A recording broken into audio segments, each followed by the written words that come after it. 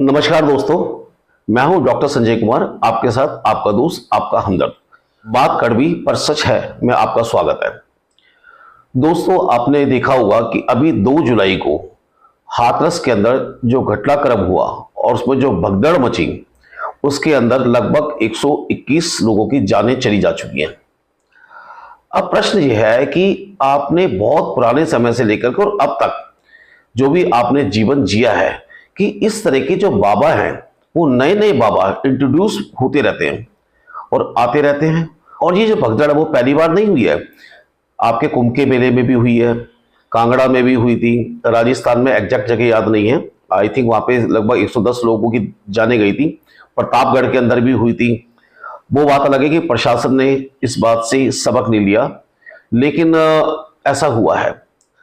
अब बात आती है कि ये जो नए नए जो बाबा हैं वो मार्केट में आते कैसे हैं। तो उसका एक सीधा सा एक तरीका है, क्योंकि वो जानते हैं कि जो भारत की जो कौम है, जो जनता है, वो चमत्कारों में विश्वास रखने वाली और पाखंड प्रिय है। वो इस बात को अच्छी तरीके से जानते हैं।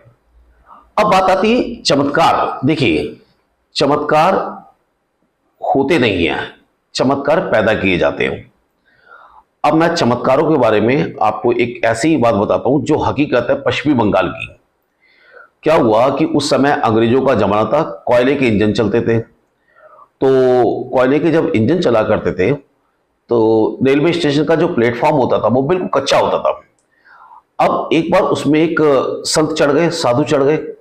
उनके पास एक त्रिशूल था, टिकट थी नहीं, और जो टिकट चेकर था वो एक अंग्रेज था। उस टिकट चेकर ने ये कहा कि भाई ये टिकट लाओ। तो उसने कहा भाई हम बाबा लोग हैं, जहां चाहा वहां रहा, हमसे कोई टिकट मांगता है। टिकट चेकर ने कहा नहीं भाई, ये तो गलत है और कोई कॉलेज से चलती है, मैं तो आपको चालान करूंगा आपका। अंग्रेज अपने काम के प्रति वफादार। अब जब वहां पर बहस हुई तो वो साधु साहब बाहर आ गए और उन्होंने अपना त्रिशूल उस कच्चे प्लेटफॉर्म पे गाड़ दिया, कहा कि अब चलाओ इसको, ट्रेन को। आप विश्वास करेंगे कि ड्राइवर, को ड्राइवर लाख कोशिश कर ली, जतन कर लिए, लेकिन ट्रेन नहीं चली और एक एक्सप्रेस ट्रेन को वहां से गुजरना था। अब हुआ क्या, ये बात स्टेशन मास्टर को पता लगी। फिर पता लगा कि किस तरीके से एक बाबा से बहस हो गई है। एक बाबा त्रिशूल गाड़े बैठे हैं। बाबा है, ठीक है, एक संत है, बहुत पहुंचे हुए, आप इनसे माफी मांग लीजिएगा। अंग्रेज ने माफी मांग ली और जब ये पश्चिमी बंगाल के अखबारों में और तमाम अखबारों में छपा, रातों रात उनका आश्रम चमक गया। भीड़ आने लगी, चढ़ावा चढ़ने लगा, पैर छूने लगे उनके, बड़े बड़े लोग उनके दर्शन को अभिलाषी हो गए।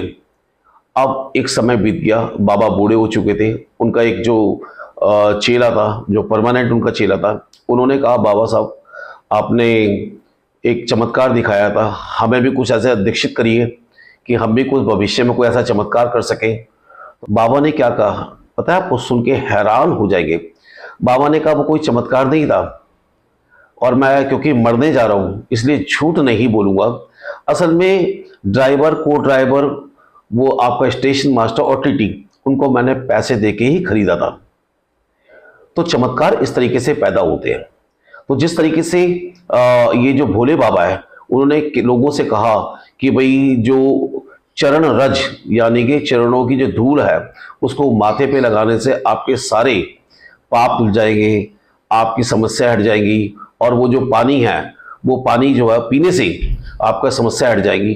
तो आप समझ सकते हैं बहुत गलत है। जय हिंद, जय भारत, वंदे मातरम।